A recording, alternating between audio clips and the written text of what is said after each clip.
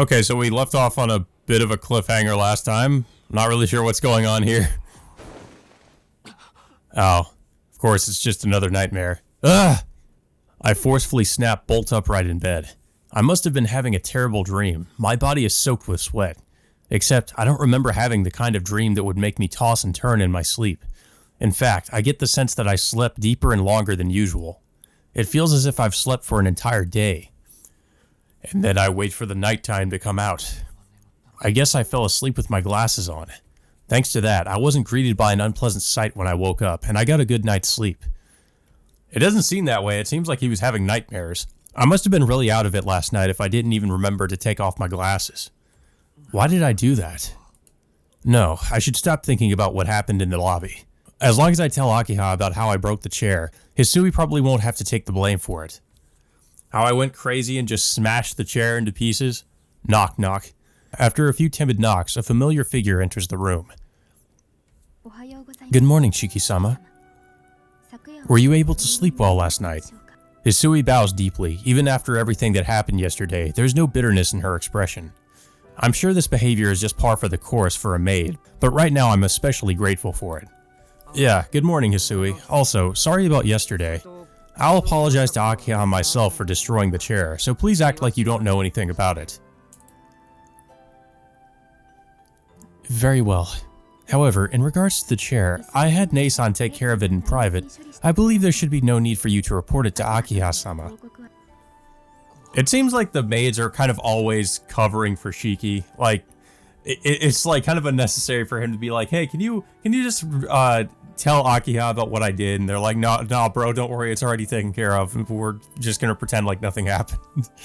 Kohaku-san did that? I feel a little guilty about just sweeping what I did under the rug, but I guess that's better than Akiha getting the wrong idea and scolding Hisui for it. Got it, I'll leave it at that then. Thank you, Hisui. Also, tell Kohaku-san that I appreciate it. Of course, I imagine Nei-san will be pleased to know you send your regards. But leaving that aside, Shiki-sama, are you aware of what day and week it is today? Huh? The clock informs me that it's just past 7 a.m. Monday. I can't see why she'd ask me something that obvious. It's Monday, what about it? My apologies, it appears I had the wrong impression. In that case, please make your way to the dining room once you've changed into your uniform. Hisui leaves the uniform she's holding on top of my desk, then quietly takes her leave. So, I guess nothing that happened yesterday matters either? Like, we're just gonna forget about all that? I don't know. I'm sure that's gonna come up again, but I mean, we kind of just left off with him about to confront Mario, and then we're back here, like, none of that happened the next day. The only thing that Shiki seems to remember is destroying the chair. Right, I need to change into my uniform. I pull myself together and get out of bed. As I'm taking off my pajamas and changing into my uniform, I notice my knife sitting on top of the table. For the past few days, I've gone around with this memento from my father stashed in my pocket. Now it will likely never see use again. Right, it's all over, isn't it? Ciel-senpai, Arkwade. Everything that tied me to vampires, starting with Vlad, has been swept up together and carried off to who knows where. School without Senpai won't be nearly as exciting. Still, it's only a return to the way things used to be. Well, I mean, the fact that he even remembers Ciel means that it's not really over, right? All I've lost are things that I only recently gained. Everything I had before still remains, just as it was. In a sense, this return to my ordinary life is the one thing Senpai left behind. This is how it was last time, too. He thought he was just, returning to his normal life, and then all of a sudden, oh, I'm actually crazy. I'm actually an insane vampire named Vlad. And then it's kind of playing out the same way here again. I don't know. I'm wondering where this is going exactly. I mean, we know where it goes in the original visual novel, but it seems like Nasu's kind of is sort of almost trolling us to an extent, with especially with how things are playing out right now. It's like, okay, so what exactly is going on here? All right. If I frame it that way, I can keep on living even without Senpai around. Or I won't be able to forget about her, but I'll keep on living. Even if it's nothing more than an empty life, if I keep repeating it day after day, it'll become my reality. I put away the knife in my desk drawer and leave my room. Now then, it's time to head to school, just as I always have. Yeah, I'm sure everything's going to be exactly the same. Nothing's going to be out of place. Everything's normal. 7:45 a.m. With school drawing near, the road is teeming with students. I could spot a couple people that seem to be struggling with the return of the work week, but the overall mood is still cheerful. The bizarre events that had plagued the city seem to have stopped, leaving everyone feeling like a weight has been lifted from their shoulders. And yet, I can't adjust to this carefree atmosphere. Not only do I know the truth behind those incidents, but the familiar side of the school reminds me of a reality I'd rather forget. I know it's pathetic, but no matter how much I try to cheer myself up, the fact that Senpai is still gone still weighs heavy on my heart. And there she is. Of course she's not really gone. Huh? Hold on a second. That illusion doesn't look like it's actually an illusion at all. It looks more like the figure of someone I'd never mistake for anyone else. This makes no sense. Why the hell is Senpai nonchalantly strolling to school like she doesn't have a care in the world? Hey, Senpai! Without even meaning to, I call out as I run after her. Senpai calmly turns around, as if she'd known I was there all along.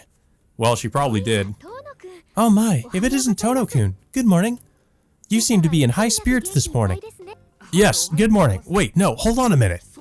3 times. This is the 3rd time you've done this. I thought you said you were leaving, Senpai. That was the original plan. Didn't seem like there was any urgent business that needed my attention, so I was allowed to stay behind. Besides, I promised that I would stay until graduation. I couldn't just disappear and leave you behind, now could I? Does that really matter when you're just posing as a student? Like, oh, I need to at least make sure I graduate. I couldn't just disappear and leave you behind? Senpai said those words with a faint smile on her face. So... Yes, what is it? Well, those words you just said, do they mean what I think they mean? Yes, it's exactly as you imagine. Senpai giggles as she answers me, an embarrassed smile on her face. My chest is so tightly packed with emotions that I can barely breathe. I don't think I've ever been this happy, or rather, this grateful to be alive. I feel like if I let my guard down for so much as a second, I'd be liable to hug Senpai on the spot. Make no mistake, my heart is on fire right now. I can't even imagine what I'd do right now if the two of us were alone. Oh my god. Senpai! I firmly grasp Senpai's hands. So that means you won't be going anywhere, right? You're gonna keep coming to school forever, right? Oh, please, if I keep going to school forever, I'd end up an old lady. I'm a 3rd year, so I'll be graduating in about 4 months. Yeah, but we all know that's not true. I mean, really, you should be an old lady right now. Well, not even that, you should be dead. Right, sorry. But you won't just disappear suddenly like you did yesterday, and we'll be able to chat like usual, right? But of course, it's good to keep one's promises. I might as well keep you company the whole way, Tono-kun. As I nod, I realize just how deeply relieved I am. My body wants to go run laps around the school grounds, but my heart is filled with an even deeper feeling. I'm so happy that I want to cry, but I don't want to let even one drop of this happiness leak out that way. You seem rather calm about all this, Tono-kun. I'll admit, I had intended for this to come as a bit more of a surprise. So she was fully aware of just how much of a surprise this would come as. I find myself cracking a wry smile at her mischievous nature. Yeah, I'm on cloud 9 right now, but I've still got some self-control. Plus, you know, deep down, I had a feeling you'd find another opportunity to surprise me. I give her an honest smile to try and convey exactly how I feel right now.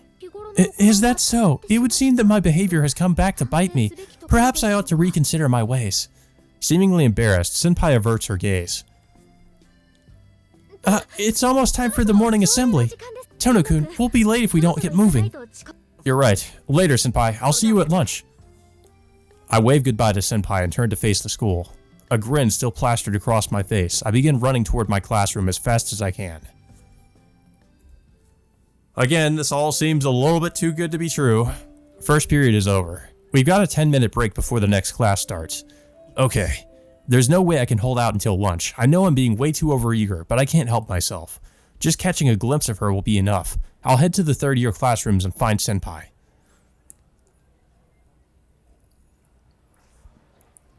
Huh? Are you going somewhere, Tono-kun? Whoa! My mind goes blank at this unexpected encounter. Senpai managed to beat me to the stairs somehow. No, I was actually just on my way to go look for you. I feel like I'm always the one waiting for you to come to me, so I figured I'd take the initiative for a change. Well, isn't that something? I'm happy to hear that. But you don't know which class I'm in, do you, Tono-kun? It's class 3B, so make sure you don't forget, okay? Oh, what's with the silence? I feel like I'm quietly being judged for something. No, I'm just glad to hear you aren't sitting around all day drinking tea on the tea ceremony club's dime. Yeah, I've got to hand it to you. You really are taking school seriously. Not that I had any doubts, of course. Yeah, I somehow managed to keep up with the lessons, so... Hold on. Tono-kun, is that really how you saw me? Oops. Shouldn't have said that. The fact that I can't bring myself to pretend I didn't mean it is a little heartless, even for me. I'm sorry, but given how liable you are to pop up in the most unlikely places, you can't fault people for coming up with the odd, wild, and crazy theory about you. They probably haven't reached your ears yet, but there are actually some pretty interesting rumors making the rounds among the first and second year students. Oh really? Could you give me an example of said theories?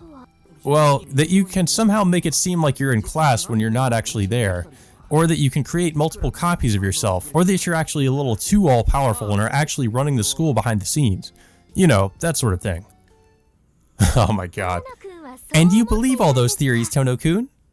Is this what hell feels like? In the blink of an eye, the pleasant atmosphere has been replaced by an icy chill. This is really bad. If I say the wrong thing here, it could easily spell my doom. One thing's for sure. Oh no.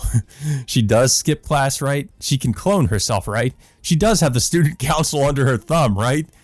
Are any of these responses like actually bad? I mean, they're kind of, I don't know, we've already kind of said these things in one way, so I don't know if this is really going to make anything worse. You're just skipping class. Of course not, except for the first one, but that's it. Or rather, I know for a fact that that one's true. Alright, yeah, well, she does skip class. It pains me to admit it, but you're right. There are times where, despite my best efforts, I can't make it to class and have to cover up my absence. Senpai hangs her head in shame.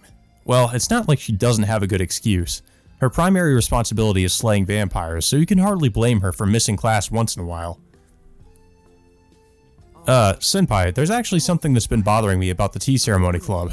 You mentioned before that there weren't any other members, but didn't the school not even have a tea ceremony club before you showed up? Should I take that as a no then? So you're telling me that you created the club room, no, that you had the school create that mysterious vacant classroom just for you? She may or may not have used her powers of suggestion for that. Who knows? I have no idea what you're talking about whatsoever. Ciel Senpai's gaze wanders over to the windows as she blatantly avoids answering the question. Well, not that it matters to me. Regardless of whatever mischief you get up to, I know you're not a bad person at heart, and it's not like you're causing trouble for anyone. Still, are your powers of suggestion really strong enough to pull off something like that? Like I said, I haven't got a clue what you're talking about, so I can't answer. I stare at Ciel Senpai intently. A little under a minute passes in complete silence. You're quite the persistent one, aren't you, Tono-kun? Not really. I was just admiring how blue your eyes are, Senpai. They somehow perfectly match your blue hair. Senpai breathes a sigh as if admitting defeat. Just so you know, suggestion isn't as convenient as you think it is. I can't use it to make people obey me, nor can I make them believe anything I want. The basic premise of suggestion isn't to alter someone's perspective, but rather to redirect it. No matter how much I try and suggest that you love curry, if you actually hate curry, then it will never take effect. Huh? Really? So you can't make someone do something they hate? Exactly. Well, that said, there are other methods I could employ to get you to eat curry. For example, instead of I love it, or so I'll eat it, I could suggest something like if I don't eat this, then I'll die. I get it. Even if I hate it, I'd still have to eat it. I mean, that kind of makes it sound like you can make people do anything. Like I said, it isn't that convenient. It's extremely difficult to insert an idea into someone's head. I have to carefully set the stage and weave a convincing story to go along with it. Otherwise, it won't work. A lot of people are also resistant to suggestion, so the only thing that I can get to stick is something vague like I'm not suspicious. Right, I'm pretty sure Noelle-sensei mentioned that too. She said something about how Ciel Senpai created an environment where none of the students would question the presence of an unfamiliar upperclassman. But that's all Ciel Senpai's suggestion did. Which means that the reason why everyone in school came to defend on her has nothing to do with her suggestions. They simply started to rely on her as a natural consequence of her tendency to help people out whenever they are in need. Oh, it looks like we're almost out of time. I'll swing by again at lunch. Are you going to be okay? You're looking a little under the weather this morning. Really? I look unwell? I'm feeling pretty good, so I don't see why she'd think that. I'm fine, maybe a little sluggish from how much I slept, but that's about it. Is that so? What about your headache? That's the same as usual, I guess, but I feel pretty good this morning. Besides, even if it hurts a little, it doesn't pose a problem so long as I keep my glasses on. Is that so? I'm relieved to hear that. But you shouldn't get complacent. The incident may be over, but you never know what might happen. Which reminds me, please take out your phone. My phone? I grab my phone from my pocket. Senpai takes hers out as well. Wait, could it be? Here, this is my email address and phone number. Man, has she really gone this long without exchanging that with Shiki?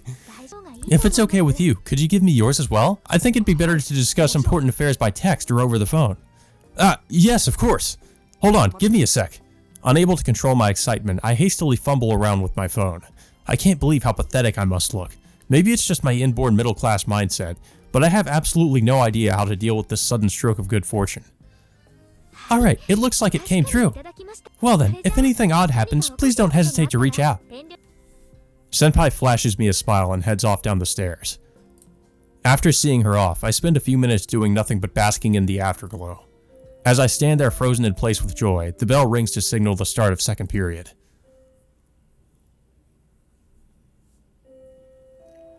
Once fourth period is over, the classroom suddenly becomes abuzz with excitement. And not just because it's time for lunch either.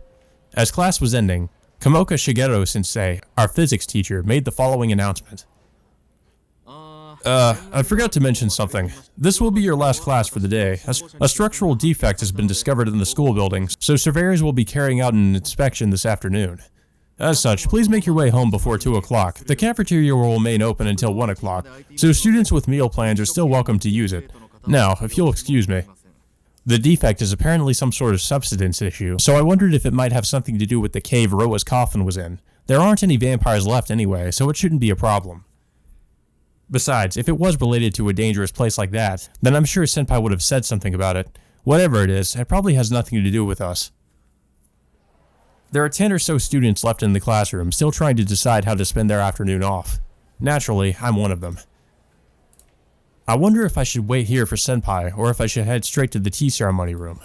Just as I realize that this is actually the perfect opportunity to test out the phone number I've recently acquired, our class's very own Rip Van Winkle, who spent the whole morning face down on his desk, approaches me with a suspicious smile on his face. Let's go hang out, Tono. I'm not taking no for an answer. You sure aren't mincing words today, are you? Did something bad happen to you or what?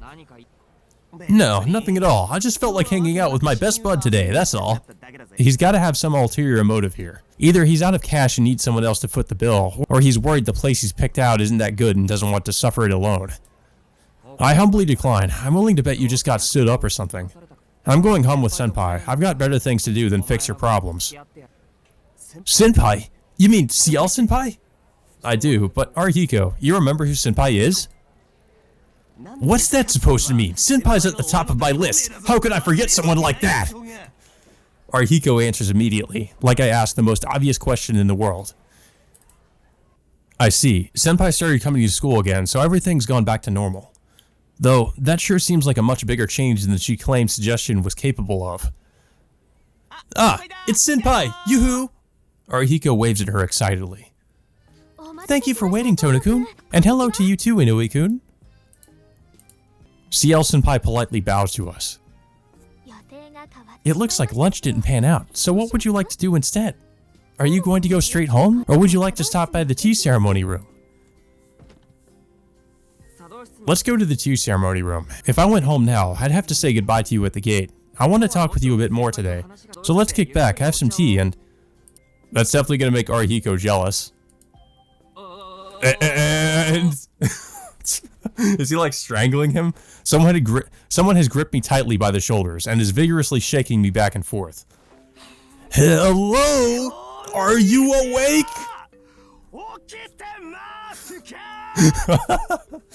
The perpetrator is none other than Arihiko. What do you want, Arihiko? I didn't realize you were still here. I was standing right in front of you this whole time, and I cannot believe the words that just came out of your mouth. You know what I'm talking about. I don't like to butt in on other people's affairs, but what I just saw was so heinous that I can't let it slide. Arihiko looks back and forth between Ciel-senpai and me, an exasperated look on his face. Huh? Ciel-senpai and I exchange glances. Come on now, you two. We finally got half the day off, and that's the most exciting thing you can come up with? You'd have to be insane to go to the tea ceremony room.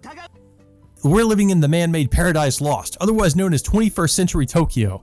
There sure as hell are way better places to hang out than that dusty old club room.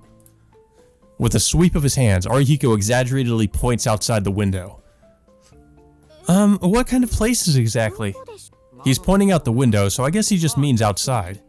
I give what I assume to be a reasonable answer to Ciel-senpai's question. But then, Arihiko starts scolding me once again. Tono, quit being an idiot. It's rubbing off on senpai. You realize it's still light out, right? And that the station's only a 10-minute walk from here? And also that we're students? How can you tick all those boxes and still not understand the urge to go paint the town red? You dumbass Arihiko. You think I wouldn't love to go do something like that? The problem is... I steal a glance at Ciel-senpai.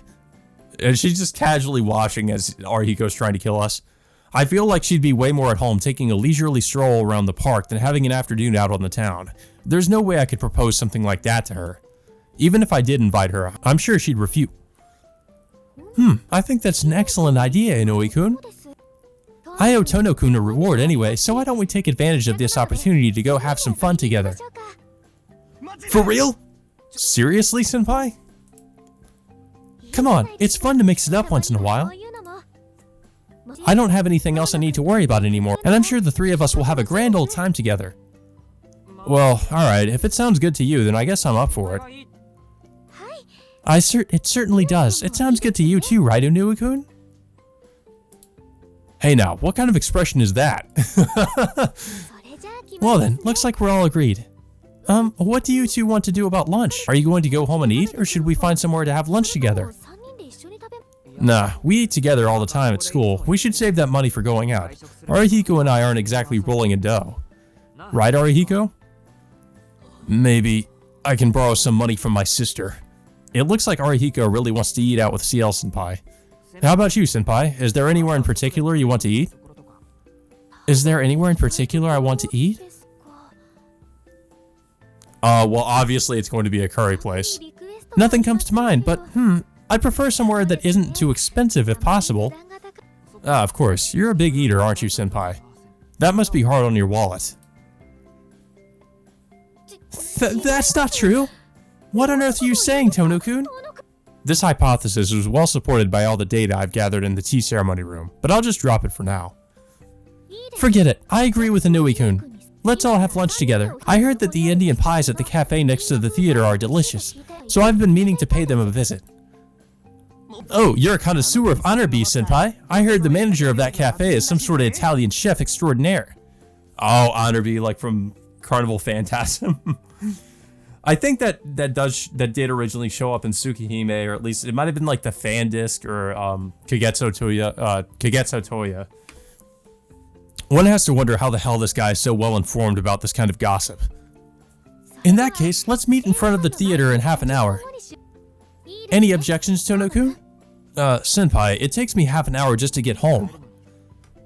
That settles it then. Last one there has to pay for dessert as a punishment. Ciel-senpai wastes no time heading for the hallway. Oh yeah, it's all heating up now, Tono. It's finally my chance to get close to Ciel-senpai. This guy doesn't realize he's just a side character. No need to rush, okay? Heck, you can show up tomorrow for all I care. Arihiko also bolts out of the classroom. That got out of hand pretty quickly. Well, whatever. The important thing here is that I'll be hanging out with Ciel-senpai. I can't think of a better outcome than that. I grab my bag and also make a mad dash for my house. Panting, I jog up the hill by the mansion.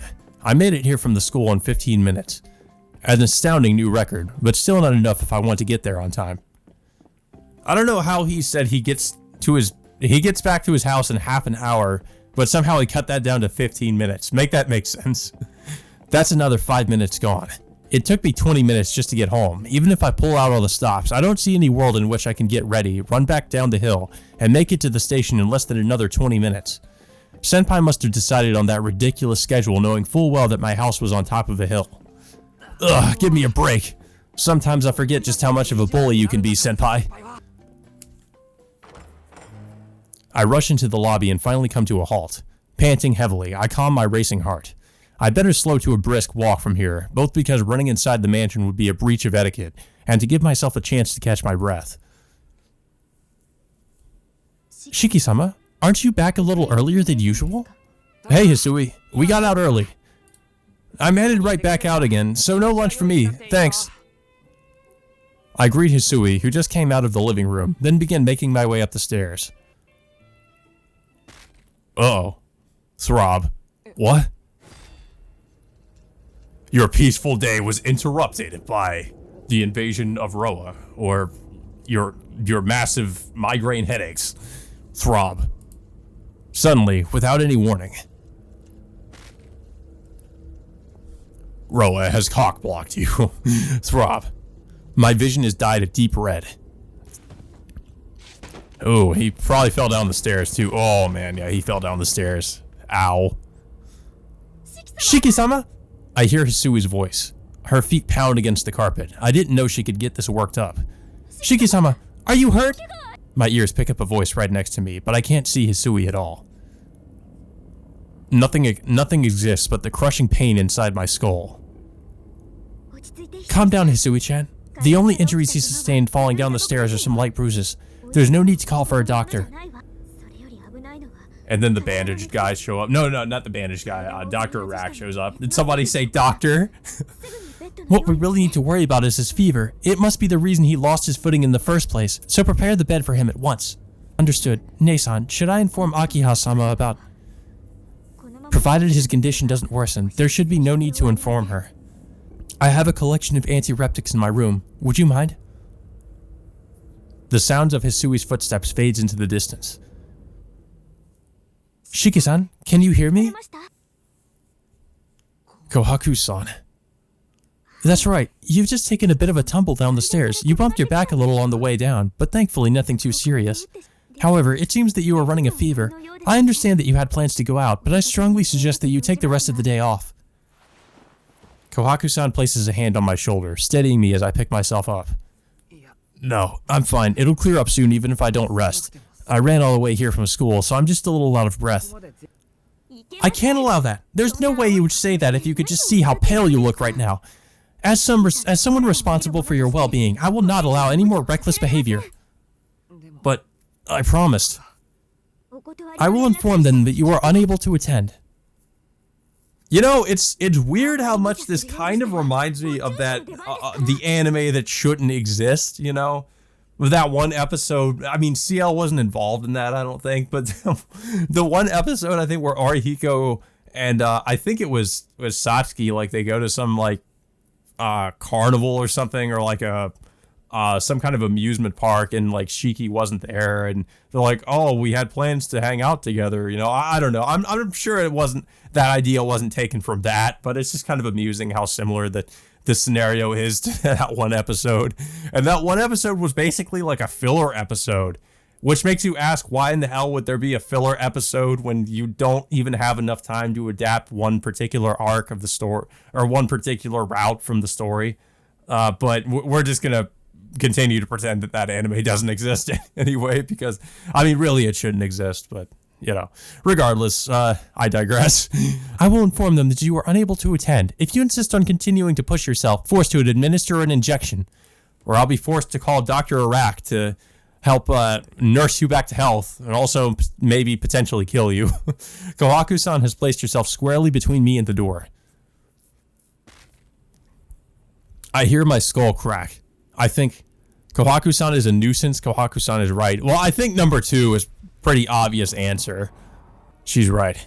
I'd only cause problems for Ciel Senpai and Arihiko if I went to see them with a headache like this. I have a feeling that option 1 might have led us to like some kind of a dead end or something. Like we would maybe try to like, not Vlav, but Roa would take over, and like Ciel would be forced to like kill us or something like that. I don't know. I feel like that's where it would go. Or like, we might just, I don't know, something bad was obviously going to happen to Shiki if he tried to go out. It's not like I'll never get another chance to see them again. I should just take things easy for now.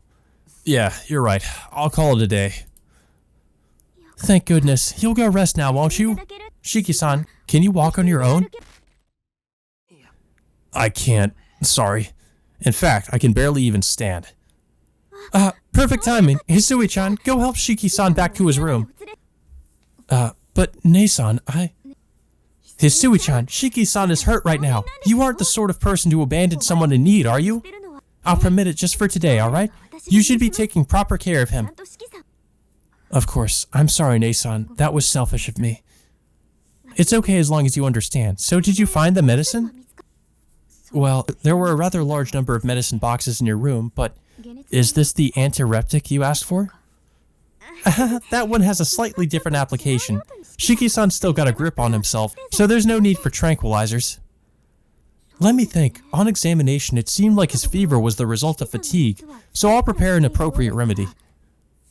Hisui-chan, I'm going to go see to that right away. I'll leave the rest to you. Kohaku-san briskly heads off toward the west wing, where her room is located. Very well then, Shiki-sama, I will accompany you to your room. Hisui proceeds to apologize in advance, and then timidly lends me her shoulder. With her help, I begin climbing the stairs. As we make our way upstairs, it isn't the constant pounding of my headache that leaves an impression on me. It's the pained expression on Hisui's face as she stands right beside me. Ultimately, I gave Kohaku-san a message for Ciel-senpai, told her she's waiting in front of the movie theater, and then headed for my bed. My headache won't let up. My body temperature, on the other hand, has sunk so low I've lost all sensation in my limbs, has gone right back to normal again. Okay. All that's left to do now is to get into bed, lie perfectly still, and wait for my headache to pass. By virtue of Makihisa-sama's kindness, Nei-san was granted the opportunity to be educated as an apothecary. She also served as his medical advisor prior to his passing. Hisui has regained her usual impassive appearance, and is now telling me something I never even asked her about. I feel a grinding pain in my temple. It's like someone's jabbed a knife about a centimeter deep into my head and is now working it around in a circle like you would an old-fashioned can opener. Despite the amount of pain I'm in, it seems like Hisui is taking it in stride and intends to continue taking care of me. The stab feels deeper than the others. It's like whatever's been carving through my flesh has finally struck bone. Shiki-sama, are you still in pain? Hisui, I'm sorry, but... Yes, what is it? Get out of here. I can't stand the sight of you. How am I supposed to sleep with you hovering about? Damn. Of course. In that case, please excuse me. Do not hesitate to call for me if there's anything you require. Hisui leaves the room. For some reason, I feel a lot better now that she's gone. My headache's cleared up as well. I should finally be able to sleep in peace. Now that that bitch is out of here. That's definitely the Roa personality, I'm assuming. Ellipsis. I hear the high-pitched sound of a knock, and then the door opens. Pardon me, Nissan. Are you awake by any chance? Yeah, I'm awake. Did you need something, Akiya? My throat must be really dry. My voice sounds as hoarse as an old man's. I can't even recognize it as my own. No, I just came to check on you because I'd heard you were sleeping off the effects of your anemia. She looks me over as I lie flat against the bed. Her gaze is filled with genuine concern. It must be because of my headache, but that concern of hers feels completely unwarranted at this point. My body's doing just fine. I'm not sick enough that I need someone fussing over me, so I'm resting alone. You should clear off to your own room, too. It seems Hisui's report was accurate. It would appear that you were not simply suffering physically, but mentally as well. What do you intend to do about meals, then? It's almost time for dinner. Dinner? It's already that late in the day. Still, I'm not hungry, nor do I have any desire to eat. I don't have an appetite, so forget dinner. Quit bothering me and leave already. I feel terrible. I understand. Please rest well tonight. Though, if you intend on staying up, I would ask that you at least turn on the lights. Sitting around in the dark is bad for your eyesight. It's fine. I feel calmer this way. Akiha leaves the room, but even as she's closing the door behind her, there's a look in her eyes that suggests there's something more she'd like to say. Ugh, I can't stand this shit. First, there was Hisui's attitude, and now Akiha's looking at me with those worried eyes. Why are they treating me like I'm some kind of tumor? This sort of thing happens to me all the time. It's not like I'm so severely wounded that I'm vomiting up or sucking down blood, so why can't they just leave me in peace? Well, he might be doing the latter. Crunch. I can hear myself grinding my teeth in the darkness. I'm well aware that my nerves are rotting away. My throat is dry. This suffocating feeling that's even worse than my headache makes me want to blank everyone. I feel like staying up will only make me depressed. The sun has already set too. I don't feel sleepy, but I'll try to get some sleep regardless. Until midnight, when I go out and hunt down my victims. It's hot. I'm woken by the feeling that I'm being suffocated. I get out of bed, change my pajamas for some regular clothes, and grab my knife from the drawer. Tonight's the night. I'm pretty sure there's always a jug of water set out in the dining room. I'll go downstairs and get a drink. And then he drinks the entire jug. He just chugs it down. I head for the dining room. And somehow my eyesight is not bothering me at all. You know, the fact that I just see the lines everywhere. That looks like the dining room. I head for the dining room. The dining room. The dining room. He's in a back alley. It's after midnight. There isn't a soul to be seen in the hallways of the mansion. There's nobody passing by. No defenseless backs to be found. Yeah, that looks like the halls of the mansion. I came at the wrong time. If I'd left an hour earlier, I would have had more options to choose from. There's a dragging sound as I walk. That dragging sound. It isn't the sound of me dragging my feet. It's the sound of the object I'm dragging behind me. I came at the perfect time. If I'd left an hour earlier, I wouldn't have been able to roam around so freely. Shuffle, shuffle. Oh, Jesus. That's on somebody's head. I walk with the woman's hair grasped firmly in my fingers. She has long hair. I went for her because she reminded me of Akiha. Oh, God. Not that her face looks all that similar. I was just taken with her hair. I might have a bit of a fetish. Having passed through the lobby, I arrive at the dining room. Yep, the dining room. I release my grip on her hair. She's still unconscious. I haven't killed her. Since I missed dinner, I've decided to go out of my way to make this meal as delicious as possible. I've heard that the blood of a corpse is cold and rather unappetizing, and contains none of the value of their life. The woman's neck, free of any makeup, is like a piece of sweet, translucent confectory. Not bad at all. As I grip my knife with one hand, I savor the woman's neck, and then... That was an unspeakably vile dream. Yeah, that was it. Wait. Was it a dream? As I wake up, I gradually begin to recognize my surroundings. My throat is painfully dry, and all the hairs on my body are standing on end. Why was I dreaming? Was it a dream, or wasn't it? About something like that. I can't believe it. Why would I dream about going out to the city at night, knocking a woman unconscious from behind, and dragging her to a back alley? Sure, it might have just been a harmless dream, but if I ever did something like that in real life, it'd mean I'd gone certifiably insane. I try to get my strangely labored breathing under control. Rubbing my hand over my eyes, I take a few deep breaths.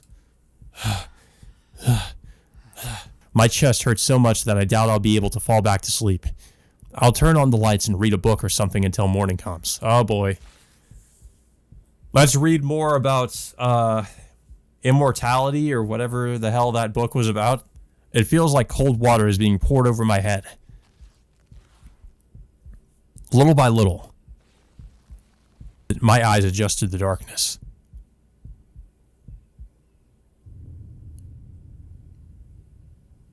What? My breath catches in my throat. I'm not in my room. I'm in a deserted back alley. I'm holding an unsheathed knife in my hands, and lying on the ground before me is an unconscious woman I've never seen before. What? What? What on earth am I doing? Wasn't it a dream? Wasn't all that just a dream? It must have been. I mean, when have I even so much as thought about doing something like this? I've never wanted to attack a woman I've never met, run my knife along the lines that crisscross her supple flesh, and tear her limb from limb so that I can see her deep red blood, have I? My mind is sent reeling by the disturbing vision. Red blood, warm blood, thirst-quenching blood. I don't even want to think about it, and yet, right now, I've got an insatiable desire to see that color. Kill her, kill her, kill her, kill her. That urge repeats itself over and over in my mind, pulsating in time with my heartbeat. What is this feeling? It's almost like I've turned into a blank. Like a vampire? Something just like that man. I'm like a being that has been released from the petty shackles that bound me and can no longer be fettered by anyone. What am I doing? I remember now. She said something along the same lines. Alright, bye-bye now. Your luck has finally run out, blank. It's not true. Isn't it about time you faced up to the facts? You may not have realized it yet yourself, but the truth is you're nothing more than a long-dead psychotic murderer. It's not true. She's got it all wrong. But then what? What is all of this? Why would I be doing something like this? I've come to my senses, so why am I still pressing my knife against this woman's neck? Not only that, but just what was that blood-soaked spectacle that I got a taste of last night? It's not true. It's not true. It's not true. It's a dream. It's all just a dream. I mean, I don't remember any of it. I don't remember a damn thing I did on Sunday. Not a thing. In that instant, it finally clicks. The sense of dread that I felt this morning, the parts of my memory that are nothing but gaping voids. This weekend, Saturday and Sunday, I have absolutely no recollection of what I did on those days. Huh? What? Wait, what? I frantically rack my brain. I can vaguely remember Saturday. Sunday, however, is a complete blank. There's nothing. It's like it never happened. How long have I been... They say all the people who become Ro as hosts maintain their sense of self until suddenly they just, poof, become different. Living my life as someone who's not Tonoshiki? The woman's eyelids stir. She's starting to regain consciousness. Shit. Once she wakes up, there'll be no turning back. I can't explain this away. I have no choice but to destroy the evidence. If I don't thoroughly dismember her before she gets up, I move my knife. Uh-oh. No. I don't even need to look at her lines of death. If I do that, there's no point in hesitating. After all, if I don't stop, you've already sliced through plenty of pale necks, haven't you? It'll mean I truly am nothing more than scum. My fingers have gone numb. I can no longer pull back or withdraw. Who are you? I hear the woman's voice. She realizes that a knife is being held to her neck. Oh my god. The woman's screams are drowned out by my own. I scream, and I scream like a broken siren, and then suddenly, I'm already sprinting away. My fingers are trembling. My mind is completely blank, but the fact remains that I narrowly managed to run away before I thrust my knife into that woman. However, if she had screamed before I did, then just like that, I would have... I'm scared. Scared of what I might have done. More scared than I've ever been before. It's coming after me. I can feel it hanging over me. Yet no matter how far I run, I'll never be able to escape the horror I've become.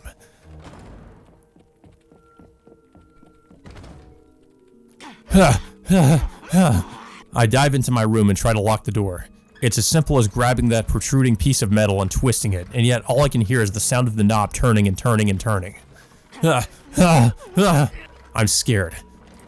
If I don't lock the door soon, it will get inside. That indistinct something will get inside. Lock